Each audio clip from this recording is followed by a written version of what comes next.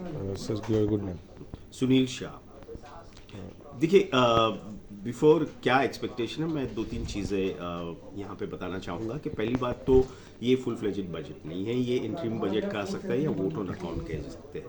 तो यहाँ पे कोई मेजर कोई अनाउंसमेंट की एक्सपेक्टेशंस मार्केट कैपिटल मार्केट्स की मैं कह सकता हूँ बात वहाँ पे नहीं होगी। दूसरी बात, जब से जीएसटी आया है तब से ये जो इनडायरेक्ट टैक्सेस है वो पूरा का पूरा अब जीएसटी काउंसिल के अंदर आ जाता है, तो ये यहाँ का एम्बिट में से निकल जाता है, परव्यू में से निकल जाता है। तो यूनियन बजट में इनडायरेक्ट टैक्सेस के ऊपर कुछ नहीं होता है और सिर्फ ये बताया जाता है कि रेवेन्यूज़ और उसमें आता है, बट अदरवाइज टू व्हीलर पे क्या होना चाहिए, ऑटोमोबाइल पे क्या होना है, वो जीएसटी काउंसिल तय करती है, तो ये वो निकल जाता है। तो अब रही बात क्या बचता है, तो एक तो फिस्कल्स, जो फिस्कल नंबर्स की बात करें, पर्सनल इनकम टैक्स और कॉर्पोरेट टैक्स, ये मोटा मोटी ये चीज़ें जो है जो बजट में लोग देखते होंगे।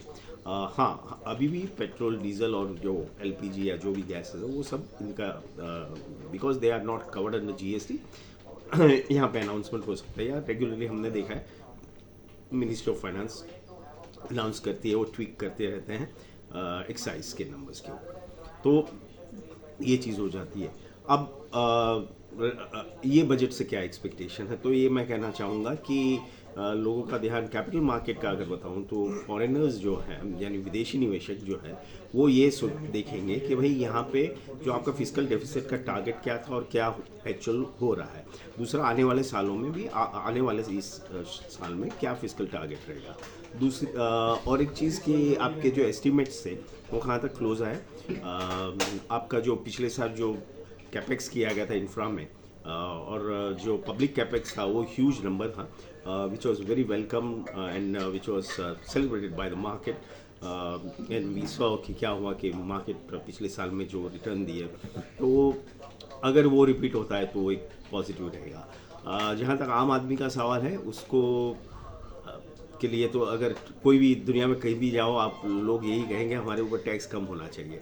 तो अगर ये जो नई टैक्स रिजिम में 7 लाख है वो जो बार थोड़ा सा रेज हो जाएगा, जो एग्जम्पशन की लिमिट थोड़ी सी और बढ़ जाएगी तो शायद अच्छा रहेगा। दूसरा, पेट्रोल डीजल में अगर थोड़ा बहुत ट्वीक किया जाता है इस बजट में वो भी पॉजिटिव रहेगा, क्यों कि that will leave these two things will leave extra disposable income in the pockets.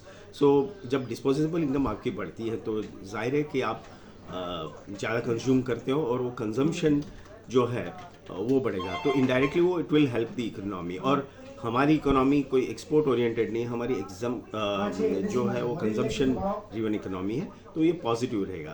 तो हालांकि जैसे कि मैं बोलूँ कि कोई खास उम्मीद नहीं है ज़्यादा बड़ी, no big expectations. So I think let's see, wait and watch क्या अनाउंस होता है और क्या नंबर्स आते हैं। सर फुलफिल बजट कब हो सकता है उसके बारे में क्या बता सकते हैं? इलेक्शन के बाद, इलेक्शन के बाद, general election.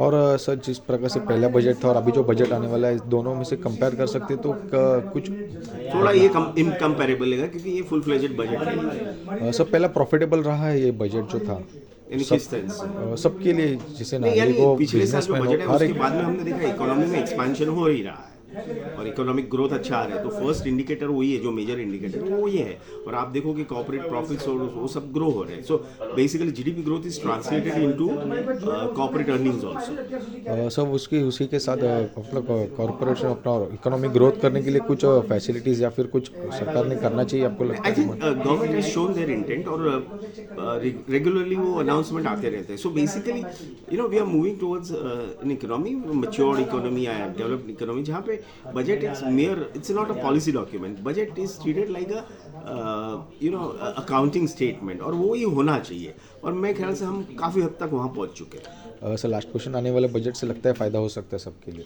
It all depends. देखिए, मैंने बताया कोई ज़्यादा एक्सपेक्टेशन नहीं है, यहाँ पे इंटरिम बजट है। ज़्यादा करके ये बजट इसलिए पेश किया जाता है कि मार्च के बाद अप्रैल में जो गवर्नमेंट की जो कारोबार है वो रुकना नहीं चाहिए, उस वजह से। Thank you.